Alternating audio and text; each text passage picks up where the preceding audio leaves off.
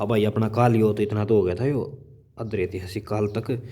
आज ये जो बाकी वाला है जो कराएंगे भाई, यो प्रश्न नंबर 1 से यो बोल रहा है, वह काल कौन सा काल है जिसका कोई लिखित साक्ष्य नहीं मिलता। जैसे आप समझ गए, वे लिखित साक्ष्य है, जैसे उसका कोई भी पता ही नहीं है। जैसे उसके पत्थर मिले हैं, मैंने आपको बताया था, जो अपनी सोच से परे है, तो वो प्रागैतिहासिक काल। आगे देखो, निम्न में से प्रागैतिहासिक काल का उदाहरण कौन सा है। मतलब कि प्राग ऐतिहासिक काल जिसके बारे में मतलब कि पता ही नहीं चला आपने। मतलब पत्थर पत्थर मिले हैं, तो पत्थर मतलब पाषाण काल। मतलब पत्थर का पर्यायवाची पाषाण होता है। अगर आप इसका पर्यायवाची करोगे तो पत्थर का पर्यायवाची पाषाण भी होता है। तो पाषाण इसको तभी बोलते हैं, पत्थर युगीन काल। जो अगर माइक्रो थी वो नहीं मिला था पत्थर, वो वैसे ही ये पाषाण का मतलब ही पत्थर होता है। आगे 3 नंबर, वह कौन सा काल है जिसका हमें लिखित साक्ष्य तो मिला है लेकिन पढ़ा नहीं गया। लिखित साक्ष्य मिला है, मैंने आपको बताया था भाई, आद्र ऐतिहासिक काल। वह जैसे ऐसे कुछ कुछ लिपि बना गए, कुछ अक्षर लिख गए, जैसे ऐसे लिख गए, ऐसे कुछ लिख गए। जैसे कोई चित्र बना दिया, कोई जैसे चिड़िया बना दी ऐसे लाइन में, तो उनको पढ़ नहीं सकते, क्या आइडिया लगाएं। तो उसको पढ़ने वाला कोई है नहीं, तो ऐसा ऐसे लिपि जिसको पढ़ा नहीं गया लेकिन वो लिख के जा रहे हैं जैसे। और 4 नंबर, निम्न में से आद्य ऐतिहासिक काल का उदाहरण कौन सा है। आद्य ऐतिहासिक मतलब कि आद्य ऐतिहासिक आप समझ गए, जिसको लिखा गया है। तो ये आद्य ऐतिहासिक काल में कौन सा आ गया, सिंधु घाटी सभ्यता। जैसे ये अब गुजरात वाले उसने, आंध्र प्रदेश वाले सीएम ने नहीं घोषणा की है भाई मैं उसको $10 लाख का इनाम दूंगा, तो जो सिंधु घाटी सभ्यता को पढ़ देगा। तो आद्य ऐतिहासिक काल के अंदर जो सिंधु सभ्यता है ना वो आती है। जैसे उनकी कुछ कुछ लिपि जैसे है, उनको पढ़ा नहीं गया है। जैसे सिंधु घाटी सभ्यता की जो सभ्यता है, कुछ उनको जैसे उनका आइडिया लगाया गया है। जो आपको पढ़ाया जाता है ना, ऐसे ऐसे होते थे, ऐसे होते थे, बस वो आइडिया लगाया जाता है। जो वो लिख के जा रहे हैं ना, वो किसी को नहीं पढ़ा गया है अब तक। वह काल कौन सा है जिसका हमें लिखित साक्ष्य मिला है और पढ़ा भी गया है। समझ गए आप, मतलब उसका लिखित साक्ष्य भी मिला है और उसको पढ़ा भी गया है। तो ये मतलब वैदिक काल, उत्तर वैदिक काल, ये कौन सा समझ रहे हो आप। वैदिक काल, वैदिक काल यानी कि जो जो कि 1000। वैदिक काल कौन सा होगा, वैदिक काल वो होगा जो कि जैसे सिंधु घाटी सभ्यता का काल माना जाता है 1500 ईस्वी से लेकर 1700 1700 तक माना जाता है। जो 1750 नीचे वाला, 1750 लेकर 1000 तक, जो ये 700 काल का एरिया था, इसको वैदिक काल माना जाता है।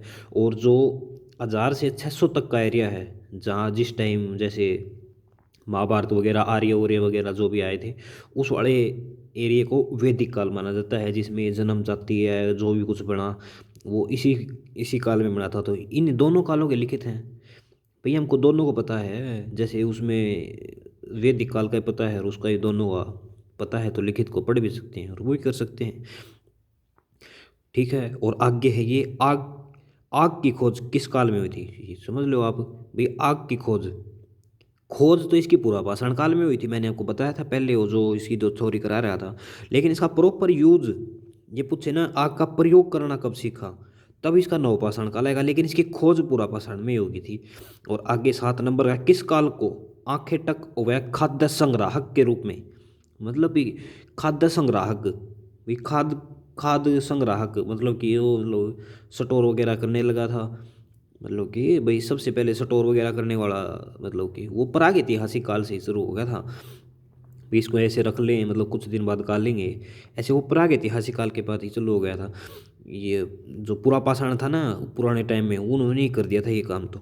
और ये 8 नंबर का देखो आप, पाषाण काल में औजारों को किस नाम से जाना जाए। देखो ये पाषाण काल में पूछ रहा है किस नाम से जाना जाता था, तो मैंने आपको बताया था भाई, माइक्रोलिथिक।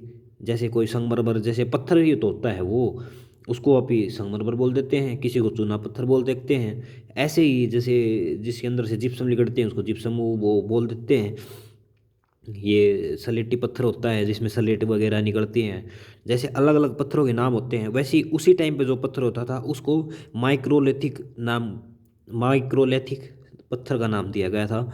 उसको आप ऐसे कर सकते हो, माइक्रो जैसे माइक्रोलिथिक, भाई माइक्रोलिथिक माइक्रोलिथिक आप इसको करोगे तो आपको याद हो जाएगा बहुत बार। जैसे प्रथम पालतू पशु उन्होंने क्या बनाया था, तो अब पालतू पशु उन्होंने सबसे पहले कुत्ता बनाया था, क्योंकि कुत्ता थोड़ा समझदार होता है, जल्दी मनुष्य की बात को पकड़ता है उन्होंने, इसलिए सबसे पहले कुत्ता को पालतू पशु बनाया था।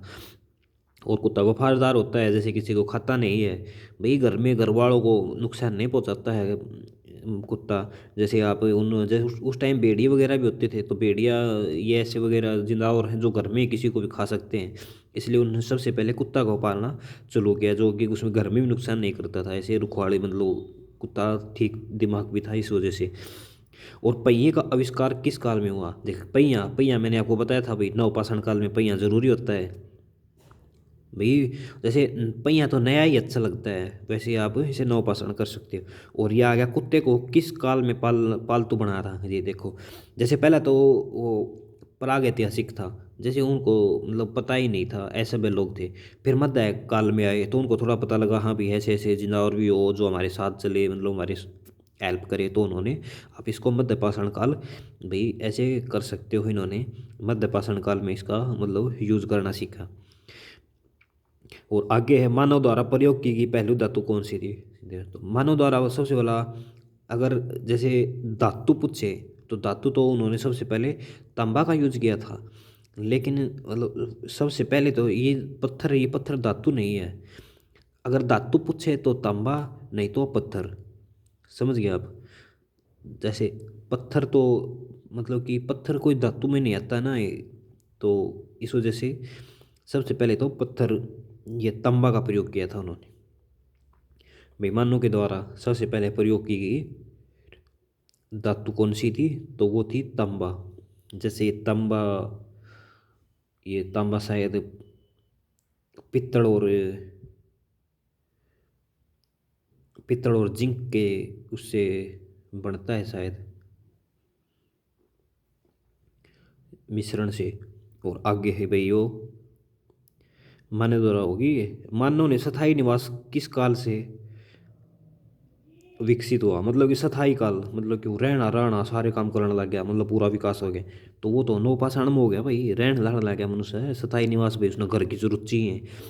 तो वो पहला घूमते रहता था, जैसे आज यहाँ रुक के कल वहाँ, कल कहाँ, कल कहाँ, जैसे ऐसे ऐसे घूमते रहते थे, जैसे शिकार करते करते कहीं निकल जाते।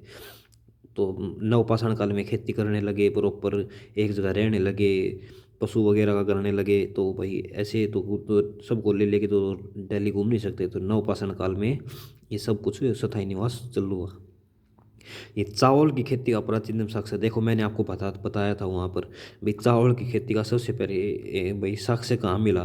तो चावल की खेती का सबसे पहला कोल्डी हवा, जैसे कोल्डी हवा से चावल का मिला है। और मेहरगढ़ से अनाज के बारे में सबसे पहले पता लगा है। और ये लोथल वाला एरिया, नीचे गुजरात वाला एरिया है, यहाँ पर मतलब कि ये घोड़े वगैरह के साक्ष्य मिले हैं। वही उस साइड वो बंदर का एरिया है, तो वहाँ पर घोड़ वगैरह की ज़्यादा ज़रूरत पड़ेगी, तो इस वजह से। और नवपाषाण काल में किस काल से ये मतलब ये जो कर्तावास प्राप्त हुए हैं, जो मतलब मैंने आपको बताया भी था, मतलब दबाण दुगुणाड़ा सुद्धा भाई नवपाषाण काल का, तो वो मिला है अपना बुरजोम। मैंने आपको बताया था भाई, बुरजोम से सबसे पहले प्राप्त हुआ है। ये आगे ये 16 नंबर, नवपाषाण काल में किस स्थान से अड्डी के साक्ष्य प्राप्त हुए हैं? भैया अड्डी, अड्डी मैंने आपको बताया भी था, ये चिरांद चिरांद चिरांद नहीं था जो सबसे पहले आप ही ने पढ़ा था। नवपाषाण काल में किस स्थल से अड्डी, मतलब कि अड्डी सबसे पहले कहाँ मिली है शरीर, मतलब कि नवपाषाण काल वाला की अड्डी कहाँ से मिली है? वो मिली है चिरांद से, चिरांद चिरांद भाई, चिरांद से मिली है। जैसे चिरांद चिरांद चिरांद ऐसे कर सकते हो आप भाई, अड्डी चिरांद से मिली। मनुष्य द्वारा बनाया गया पहला औजार, मैंने आपको बताया था सबसे पहले मनुष्य ने कुल्हाड़ी का प्रयोग करना सीखा था। ठीक है। प्रथम भारतीय पुरापाषाण काल कलाकृति की खोज किस स्थान से हुई है? भाई कलाकृति, जैसे ये कलाएं तो थी या कुल्हाड़ी बनाने वाली, तो ये परली साइड नीचे ये कर्नाटक वाले एरिया में, इस साइड वाले एरिया में मिले थे। तो इनको ये सारा एरिया ऐसे ही एक एरिया होता था, अब तो इनके अलग अलग नाम हो गए, भाई तमिलनाडु, जैसे कर्नाटक, ऐसे वगैरह नाम हो गए। पहले ये नीचे वाला एरिया था ना, तो ये सारा मतलब कि कलाकृति में आता था। जैसे कुल्हाड़ी कर्नाटक से मिली है, तो कर्नाटक और तमिलनाडु में कुछ ज़्यादा फर्क है नहीं, इस वजह से ये पलवरम भाई तमिलनाडु वाला एरिया से मतलब कलाकृति की वही है। जैसे इसको कर्नाटक वाला एरिया भी बोल सकते हो, अगर कर्नाटक ऑप्शन में तो वो भी कर सकते हो, लेकिन प्रॉपर जो खुदाई हुई है ना जहाँ से ये मिला है, और जो आज आज वो तमिलनाडु में एरिया पड़ता है, तो आप पलवरम कर सकते हो। जैसे मेहरगढ़ है, ये मेहरगढ़ तो ऊपर वाली साइड पड़ता है, अडप्पा ये ऊपर वाली साइड पड़ता है, बलूचिस्तान अफगानिस्तान पाकिस्तान वाला इस साइड वाला एरिया पड़ता है। तो नीचे वाले में तो यही है भाई, कलाकृति तो नीचे ही मिली थी आप इन्हें कुल्हाड़ी तो ये पलवरम हुआ कर्नाटक, ऐसे कोई भी ऑप्शन मिले तो नीचे वाला एरिया प्रेफर करना आप। 19 नंबर, पुरापाषाणकालीन औजारों की खोज किसने की? देखो ये आपने बताया था ने, जैसे रॉबर्ट बुरस। जैसे कुल्हाड़ी होती है, कुल्हाड़ी बुरस के टाइप की दिखती है, मतलब ये जैसे अभी बुरश नहीं होता है, जैसे बुरश करते हैं जो कोलगेट वाला बुरश होता है, लाइक कुहाड़ी के तरिए ही तो दिखता है वो, एक टाइप से जैसे ऊपर वो होता है बुरश, ऐसे आप बुरश कुल्हाड़ी को मतलब ऐसे कर सकते हो। जैसे रॉबर्ट बुरश ने मतलब कुल्हाड़ी की खोज औजारों को कब देखा? जैसे मैंने आपको बताया था, मतलब 1857 की क्रांति के बाद 1863, इसने नियर ऑप्शन दे रखे हैं, ये आपको प्रॉपर करना पड़ेगा। वैसे आइडिया आप 63 का ऐसे ऐसे लगा सकते हो, और भाई प्रॉपर ही पूछ रहा है तो आपको करना पड़ेगा, ये प्रीवियस ही पाएंगे सर ने जो लिखवा रखे। भारत के किस स्थान से मानव की खोपड़ी? जैसे मानव की खोपड़ी मैंने आपको बोला था, मानव की खोपड़ी बोलती है आपको ऊपर आना चाहिए, मानव की खोपड़ी एक पिंजरे के टाइप की दिखती है, तो आप ऐसे पिंजोर करते हो। खोपड़ी का ऐसे क्या बोला था मैंने, जैसे सूखी हुई मिलती है तो वो सुतक सातक क्या था, ऐसे नाम से वो गांव का नाम था। काम काल काल का और पिंजौर के बीच में मैंने आपको बताया था। और आगे, पिंजौर से मानव खोपड़ी मिली है यह कितने वर्ष पुरानी है? मतलब कि कितने वर्ष पुरानी है? ये 1.5 करोड़ वर्ष पुरानी है। उसमें आपने ध्यान नहीं दिया होगा, कल जो मैं पढ़ा रहा था, ये 1.5 करोड़ वर्ष पुरानी है। मतलब कि डेढ़ डेढ़ डेढ़ डेढ़ डेढ़, मतलब कि ऐसे कर सकते हो। पिंजौर से प्राप्त एक मानव खोपड़ी की खोज किस वैज्ञानिक ने की थी? पिंजौर से प्राप्त, भी जो पिंजौर से प्राप्त हुई थी वो मैंने आपको बताया था, जैसे वो डॉक्टर पिलग्रिम, ऐसे उसको पिलग्रिम पिलग्रिम, इसकी कोई ट्रिक बन नहीं रही उस दिन, जब भी नहीं बनी थी वो। पिलग्रिम कैसे करोगे? पिलग्रिम पिलग्रिम पिलग्रिम, पै से पै कर सकते हो, पिंजौर से पिलग्रिम, 2-3 बार लोगे तो आपको याद हो जाएगा। जैसे लघु असम का अर्थ है, भाई लघु औजार मतलब छोटे आकार होते हैं, आकारों के औजारों को लघु असम कहा जाता है। हरियाणा में सबसे पुराना शख्स कहाँ से मिलता है? तो ये वही पिंजौर हो गया भाई, सबसे पुराना 1.5 करोड़ वर्ष पुराना। जैसे राखी गढ़ा वगैरह में ये 5-5 10 हज़ार साल पुराने हैं, लेकिन वहाँ पर 1.5 करोड़ पुराना साल वर्ष पुराना ये हमको मिला है। तो अरावली क्षेत्र से किस स्थान से चिकने गोलदार पत्थर, ये आपको बताया था मैंने, वही वो कोर्ट में अपने गोट में अपने वो पत्थर डाल लिया। फिरोजपुर का बड़ा एरिया, ऊपर वाला एरिया हो गया ये अपना ये साइड वाला राजस्थान के लागने वाला एरिया, ये फिरोजपुर का गुड़गांव साइड वाला, इस साइड वाला एरिया, फरीदाबाद ये वाला एरिया। और मानव पाषाण काल में पशुपालन के शख्स कहाँ से प्राप्त हुए? भाई पशु तो आदमी पाल गया, आदमगढ़ मैंने आपको बताया था उसमें, अगर आप वो ध्यान से देखोगे तो इनको आराम से खरीदोगे। जैसे भाई पशु को पालना, पशु ना आदमी पालेगा तो आदमगढ़, ये बुर्ज हमसे गर्तावास मिले थे। और बनावली से, बनावली अपना यूसर्ड वाला एरिया, ये फतेहाबाद में है कि बनावली, हाँ फतेहाबाद वाला हिसार ऊपर साइड वाला एरिया, वहाँ से अरलाड़ वगैरह ये ऐसी चीज़ मिली थी।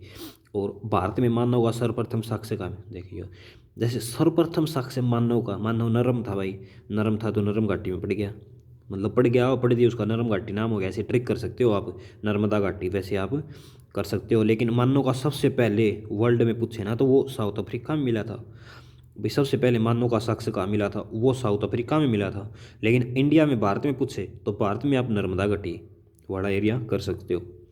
और ये राख का टिक्का, मतलब राख के जो टिल्ले होते थे, जैसे मैंने आपको सबसे पहले पहले वाली वीडियो में पढ़ाया था भाई, हरियाणा में 10 टिल्ले होते थे, 10 टिल्ले किले, अब ऐसे कर सकते हो शुरू में। तो राख का टिला नवपाषाण, मतलब कि राख बालनी उसने स्टार्ट करी, तो उसको तभी तो ज्ञान हुआ भाई, राख राख का टिल्ले उसी टाइम तो बने। और वो आग आग किसी हो, आग काली हो है तो काली से आप कल्लू कर सकते हो, मैंने आपको कल भी पढ़ाया था। और लास्ट है ये, लास्ट मतलब इस पेज का, भारतीय पुरातत्व का जनक, ये आप जैसे वो पुरातत्व को, ये अलेक्जेंडर कलिंगम जैसे वो लाइन बना रहा था ये, तो उसको पहले पुरातत्व का जनक माना जाता है। और उस टाइम वायसराय होते थे क्या, हाँ 1900 में, उस टाइम में वायसराय लॉर्ड कर्जन था। ये 1902 या 3 की इस टाइम की बात है। ये नेक्स्ट वाला देखो आप, कौन सा स्थान प्रागैतिहासिक काल में चित्रकला के, ये देखो प्रागैतिहासिक काल, तो ये मैंने आपको बताया था भीमबेटका।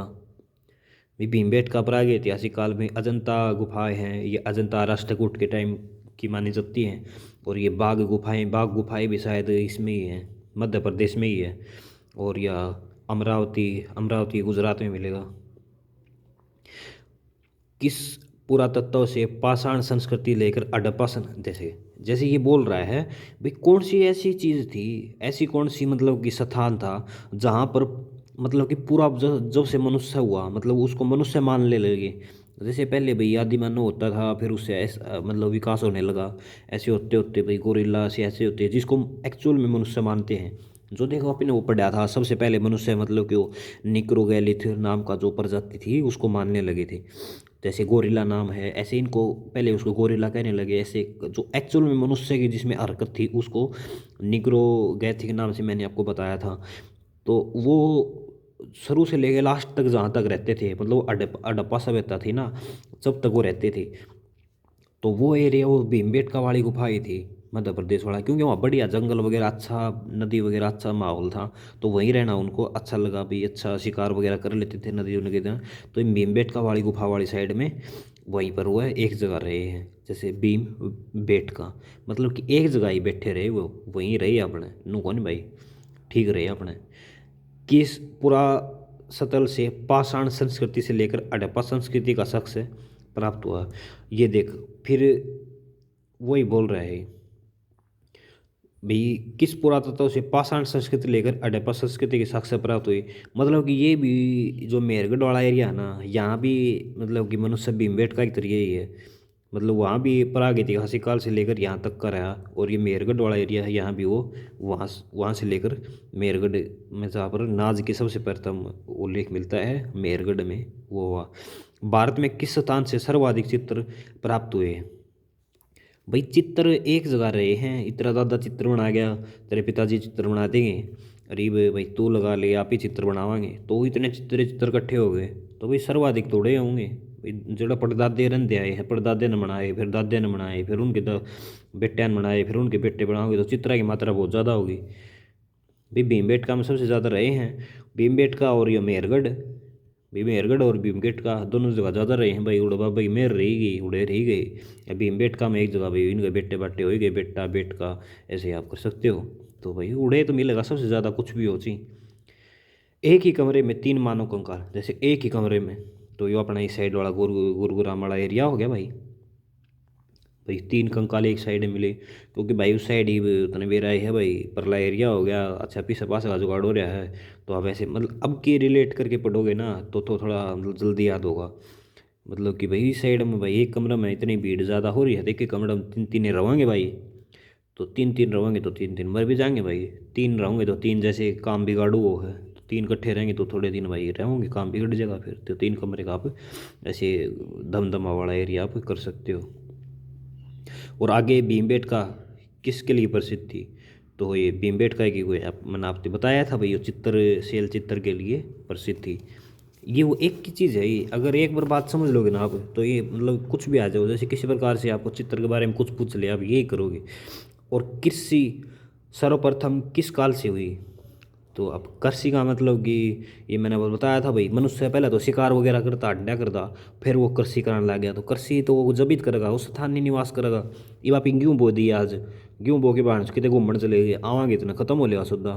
तो कृषि जगह उसमें स्थायी निवास करे उड़े तो खेती करनी चालू करेगी। तो कृषि का तो नवपाषाण काल में ही मानोगे आप वैसे भी।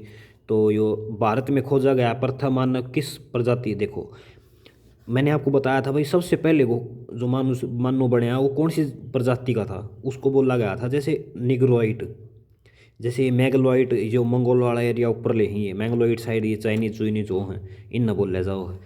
तो ये भूमध वाले जो आ रही और ये थे इस साइड वाले, इस एरिया वाले न बोले जाओ ऊपर यो जो कजाकिस्तान तुर्कमेनिस्तान इस साइड वाले एरिया में बोला जाए, अल्पाइन वाला और होगा भाई कौन सा, जैसे इनको बोला जाता है। तो निग्रोइक नाम की जो प्रजाति मिली थी ना, जो भारत में मिली थी, भारत में मिली थी, उसको निग्रोइक बोला गया। समझ गए आप? निग्रोइक यानी कि मतलब कि नदी का सहारा मिला था, मतलब कि अपना नर्मदा वाला एरिया, तो नदी नदी से आप निग्रोइक मतलब कर सको। और पुरातत्व विभाग की स्थापना किस गवर्नर जनरल के टाइम हुई थी? तो किस गवर्नर जनरल के टाइम हुई थी? तो भाई उस टाइम ये बंगाल विभाजन, तो यार बंगाल विभाजन तो उन्होंने लगा ले 1504 में हुआ था। तो उस टाइम गवर्नर जनरल हुआ करता कि वाइसराय हुआ करता। चल जो भी हो, वाइसराय होता था, गवर्नर मतलब कोई गवर्नर जनरल के टाइम हुई थी। तो ये लॉर्ड कर्जन के टाइम हुई थी, ठीक है। और भीमबेटका की गुफाएं किस काल से संबंधित है? भाई देख, मेरे पढ़ने में भी गलती हो सके, जैसे वीडियो बना आज ही थोड़ा ध्यान ज़्यादा रहा है, मतलब कुछ गलती बोल भी जान है तो हमने महसूस को नहीं हो भाई गलत बोल गई, क्योंकि थोड़ा फोकस ज़्यादा हो जाओ है भाई, कुछ गलती ना हो, मतलब सारे प्रकार से कोशिश तो यह रहा है साफ़ सुथरे मतलब करवा। तो कुछ गलती वगैरह बोल जाओ तो भाई समझ जाना भाई, वैसे माइंड वो हो जाओ है। आगे भाई भीमबेटका की गुफाएं किस काल से संबंधित हैं? तो आप मतलब कर सकते हो भी, भीमबेटका की गुफाएं किस काल से संबंधित है? इसमें सर मध्य काल लगवा रखा है, लेकिन पुरापाषाण और नवपाषाण ये तीनों से संबंधित है। भाई भीमबेटका में देखे, भीमबेटका वाला एरिया बोल रहे हैं भाई, उसमें बोल रहा था मास्टर ये भी, इससे पहले वाले अपन प्रश्न करे थे भाई, उसमें लेके पूरा पाषाण काल से लेकर और हड़प्पा संस्कृति तक का सबका मिलता है। तो एकला मध्य मध्य कैसे बोल सकते हैं आप? समझ गए आप? तो ये तीनों ही आएंगे इसका। ये सर ने इसको मध्य पाषाण काल लगवा रखा है। और क्या बता भाई, इस डिपार्टमेंट ने मानना हो तो आप मतलब, लेकिन आ ही नहीं सकता यार, पूरा पाषाण काल की ही मानी जाती है भीमबेटका। इसको आप थोड़ा देख लेना भाई, अगर आपको डाउट लगे तो, मेरे को लगा तो मैंने आपको बता दिया, और आप इसको चेक कर सकते हो गूगल की सहायता से। मनुष्य से सर्वप्रथम तीर धनुष, भाई तीर धनुष तो मनुष्य ने बीच में बनाना चालू कराया था, जो उसकी सेकंड जनरेशन थी उसने बनाना चालू कराया था। तो आप मध्य पाषाण काल लगा सकते हो। जैसे आप, जैसे तीर तीर मारा तो आप उसने धनुष में मध्य में करके तुम्हारा, हाँ जैसे जैसे उसका बैलेंस बनाना खातर आप उसने मध्य में करा, जैसे धनुष खींचा, तीर तीर बिल्कुल मध्य में करा, तो आप ऐसे मध्य से तीर धनुष याद कर सकते हो। ठीक है, और बाकी कल कराएंगे भाई। और ये वीडियो थोड़ी मतलब थोड़ी लंबी होगी, और थोड़ा मैं बात बता मैं, ठीक है भाई, आवाज़ वूज थोड़ी ही कराएंगे आहिस्ता आहिस्ता। ठीक है भाई, धन्यवाद आपका बहुत बहुत। और यह क्लास या बुक करके फिर दूसरी बुक कराएंगे, लूसेंट भी कराएंगे, चलो ठीक है भाई, धन्यवाद।